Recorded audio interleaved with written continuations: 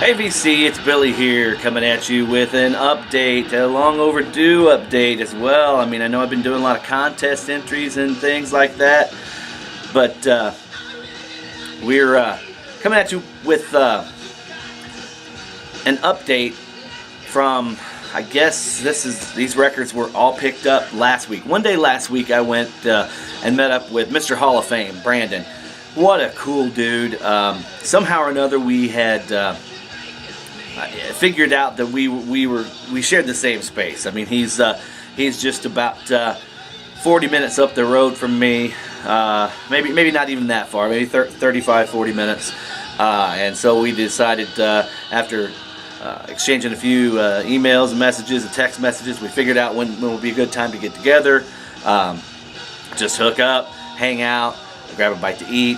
And I wanted to check out some of his favorite record stores, some places that he goes to over in his neck of the woods, and it was great. It was awesome. So the first thing, like I said, Brandon is a cool dude. I know all you guys have to be subscribed to Brandon's channel because the guy's just he's been around forever. He took a little break. And then has decided to come back, and that's kind of when I stumbled upon his videos. But man, what a collection this dude has. The knowledge is immense. He's just a super down-to-earth dude too. He welcomed me into his place, and man, what an honor, Brandon. Thank you so much for being able to hang out and just talk music, with somebody local, that kind of gets what we do. Not everybody gets it, and I know you guys that are watching get it, and you understand what I'm talking about.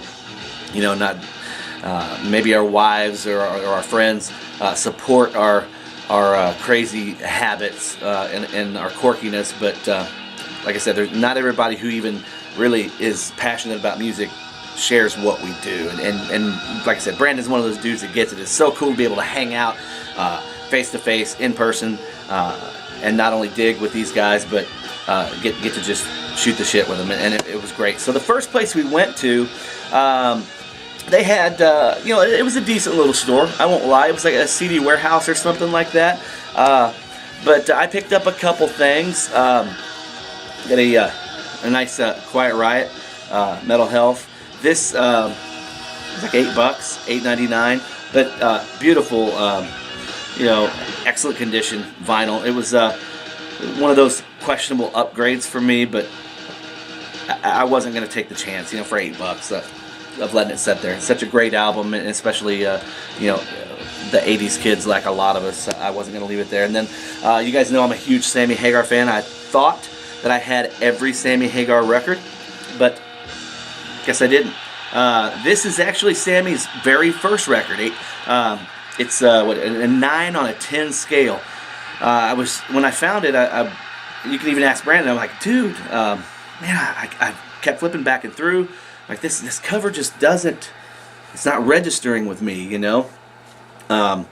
then I was looking on the back, and I wasn't recognizing any of the songs, which that's not any big deal, because he had so many solo albums, but.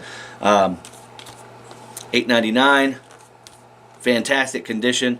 I'm so glad I picked it up. Like I told Brandon, I'm like, I'm gotta pick it up because I don't want to take the chance of leaving it there and then not having it. I'm so glad I got it because I didn't have it, and it completed my Sammy Hagar collection, which I'm gonna actually do a video on my Sammy collection sometime. What we're listening to here in honor of Brandon, me being able to meet up with Brandon, is. This is an 8-track of a Kiss Alive 2, which in Brandon's video, and then of course we shared plenty of stories that night. It was so great. This was his first introduction to Kiss. He was maybe at a friend's store or a friend's house or a record store. I can't remember what it was, but you never forget the first time you see Kiss. And it's like, you see the aura around them, and that's why we're playing Kiss Alive 2. That's for you, Brandon. The second store we went to, really cool. Unfortunately, I can't remember the name of the store. I wish I could. It's like the Music Shop. Am I wrong on that, Brandon? Let me know. it's either the music store or the music shop, but in a really killer location. It's in this loft, like a building downtown St. Louis, like a loft type building. You walk in, exposed brick, beautiful wood floors. They did have a lot of new stuff, which I don't typically buy a whole lot of new stuff, reissues, whatever. But I did, and they did have some used stuff, but they were for the most part pretty proud of it, which a lot of people I've noticed are pretty proud of their good condition used stuff, which, you know what, I can't blame them. But the coolest part about this place was they had the store, okay, which was cool enough in and of itself. It smelled great in there. It didn't smell like a dank, you know, basement or freaking patchouli oil everywhere. It smelled really good. It looked great. It was clean. The help there was friendly and welcoming, which is kind of unbelievable if you guys know what I'm talking about record stores. But you know, anyhow, great selection. We got to talking with the guy, and he's like, and a lot of it is probably because I had Brandon with me. You know, Brandon's like, he's the guy that you get into, you know, you go into the club and he gets into the champagne room and he gets all the service that nobody else, I would never get, you know, but being with Brandon allowed me to get all that. So the guy's like, hey, so-and-so's upstairs going through all of our online stuff, our online inventory, and we have a ton of overflow inventory up there if you guys would like to go up. I'll ring him and let him know you're on your way. Killer. Which I want to go back and let you guys know. You guys know that I totally despise when stores sell their stuff online to maximize their profits. I'm not totally against stores selling things online. I realize they have to do what they have to do, but when they don't give their customers the opportunity to purchase that good stuff when it comes in, you know, the people that come in on foot every day and keep their lights on, keep the bills paid, that does kind of infuriate me just a little bit. But this place wasn't like that. They have a system that when things come in, they go on the floor for a certain amount of time, whether that be a week or two usually, and then they'll sell them online if they don't move in that time, which is killer. I'm absolutely cool with that. So he rang upstairs, and we went up and were able to dig through some of the stuff that they have, the overflow inventory, and then some of the stuff that they had online. And it was really cool. The guy was so welcoming. He offered us a drink, you know. They were getting ready to have their big grand opening party, and it was very cool. Like I said, the place was just I would have loved to have just had a loft there, like lived there. If it were just me, that's where I'd be. It was beautiful. Anyway, picked up a few things there. Johnny Cash with his Hot and Blue guitar, another copy. This is another light copy, but it's beautiful. It's gorgeous. $2.99. I looked at Brandon and I looked at the guy and I'm like, what's wrong with this? There has to be something I'm missing here. But no, I mean all the numbers match up. It does have a little scratch on this side here that causes a tick. Matter of fact, when we got back to Brandon's place, he's like, hey, let's put that cash on and give it a spin. And he had never, I don't think he had ever heard it, because he seemed to really dig it. He cleaned it up, put it on, and surprisingly it sounded amazing. Even Brandon had commented on it. But there's Johnny Cash's Sun Records debut with his Hot and Blue guitar. $2.99. I was floored. Another record that I picked up was an EP, the Pantera Walk EP. This is from mid to early 90s, I believe. But this is the reissue from like 2004. Still very cool. Something I didn't have, and you guys know how big of a Pantera fan. I love the fact that it's got different edits of certain songs that I already have, and then live versions as well. That was like, I don't remember what it was, but either way, I looked it up on Discogs, and they were selling it cheaper. It was cheaper for me to buy it there than on Discogs, so I was pumped. I initially put it back, and then I went back to it because I didn't plan on spending this much money, but whatever.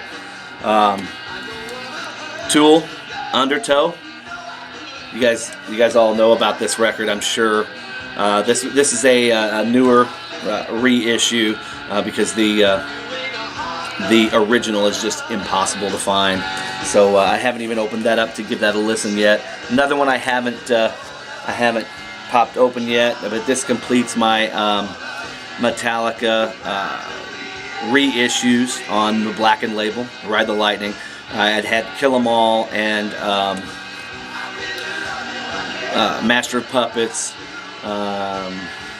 I keep waiting for him to redo And Justice for All, and then I had the Black album, which I have a couple different copies of that, but hadn't popped that open yet, but I've heard that a million times. I can't wait to give it a listen to see, because the blackened label stuff sounds so great. And then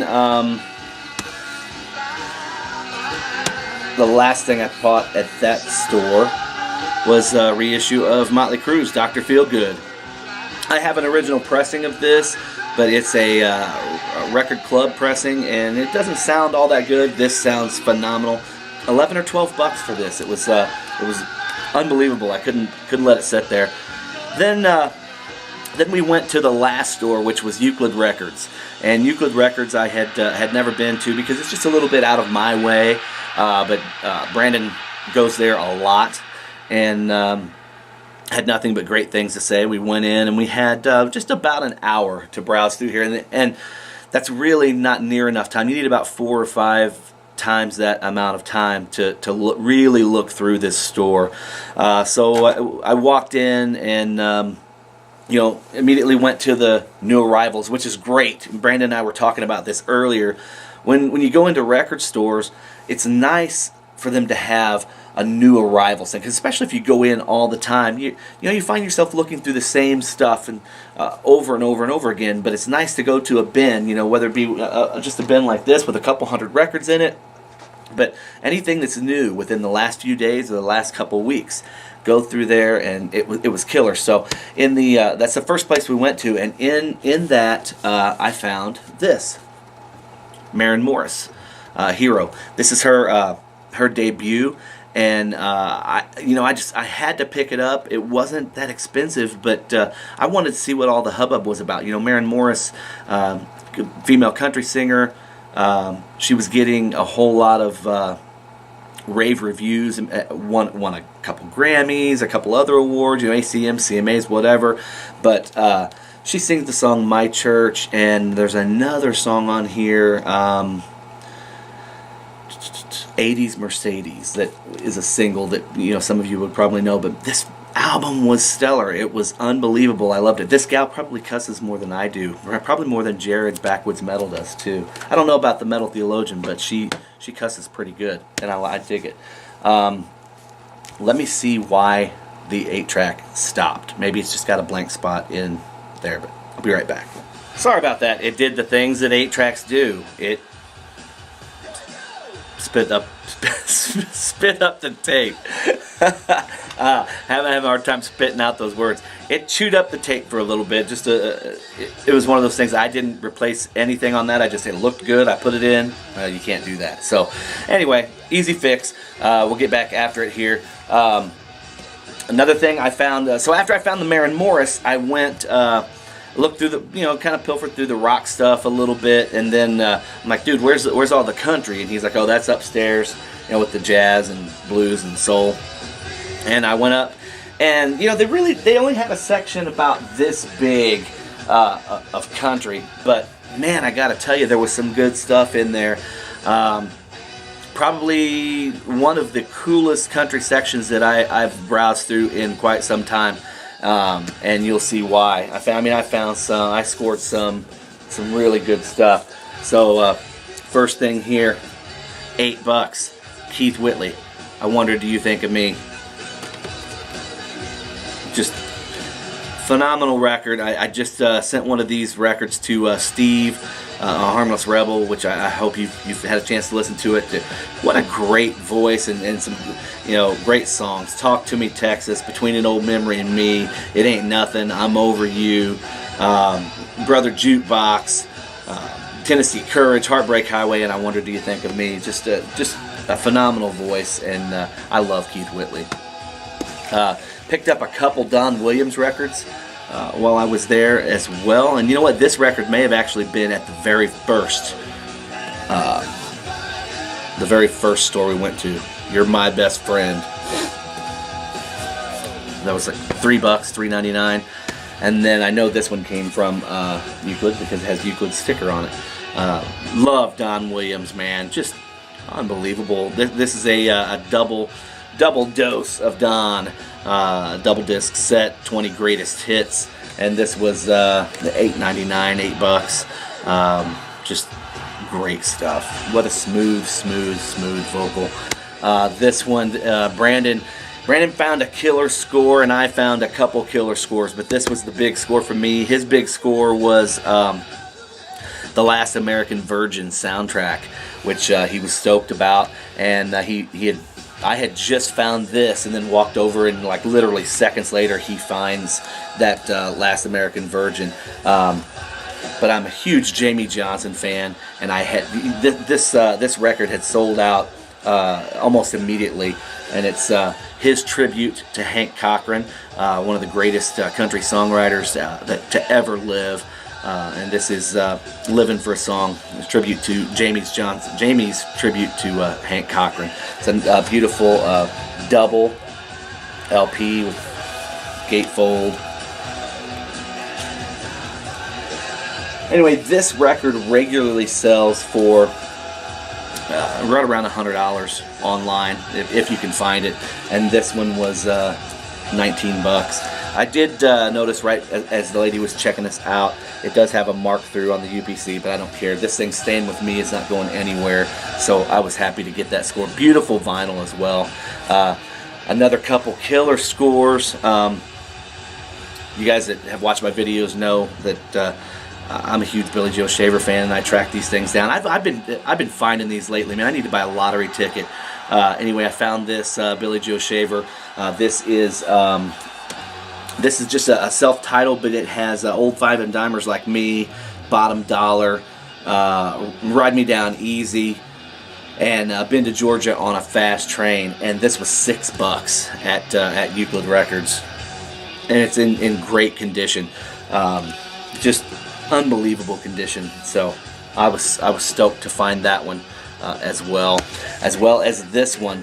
I mean, I hit the country jackpot there. I mean, I paid a little bit more than what I would have paid. I found like 20 records at another store that I haven't done that update, but I found 20 country records in a $3 overstock bin, and I sent a couple of them out. But I'm talking killer stuff. Keith Whitley, both Keith Whitley's Don't Close Your Eyes and I Wonder Do You Think of Me. I sent one to Steve, I sent one to Jared. But those are super hard to find records, and this is another one that's hard to find, and I found a copy of this, Vern Gosdin Alone. This is from 1988. This was $6 as well. But this has that just about does it. I'm Still Crazy, Do Me a Favor, Tanqueray, Alone, Right in the Wrong Direction. What a great record, and I'm so glad to have been able to pick that up as well. I have a few copies of that, but it's so hard to find. It does have a little bit of seam splitting there on the side, but whatever.